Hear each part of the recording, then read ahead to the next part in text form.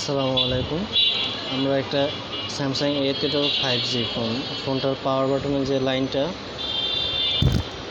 এটা এর আগে কোথাও দেখাইছে, তো এই লাইনটা ডিসকানেক্ট করে ফেলাইছে। তো লাইনটা ডিসকানেক্ট করে ফেলাইছে। এখন আমরা লাইনটা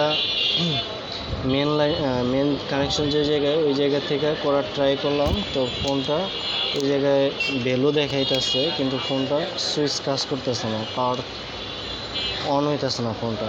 এই যে সুইচের ভ্যালুটা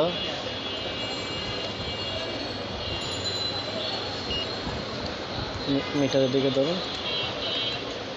এই জায়গায় কিন্তু পাওয়ার সুইচের যে ভ্যালুটা শো করতেছে, কিন্তু ফোনটা পাওয়ার অন হইতেছে না। অন কেন হইতেছে না এটা আমি একটু দেখাইতেছি আপনাদের। এই ব্যাটারি লাইনটা দিলাম,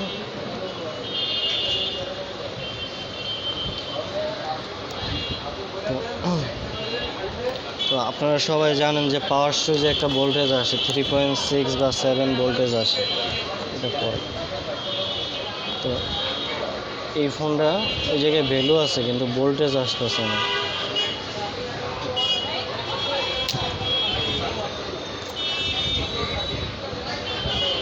এই জায়গায় কোনো ভ্যালু আছে, কিন্তু ভোল্টেজ নাই কেন। তো আমরা এই লাইনটারে বাইপাস করে দেওয়ার কারণে এখন এই যে আমরা লাইনটা এই জায়গা থেকে বাইপাস করছি। এখন দেখেন, বাইপাস করার পরে তারপরেও কিন্তু এই জায়গায় ভোল্টেজ আসে না।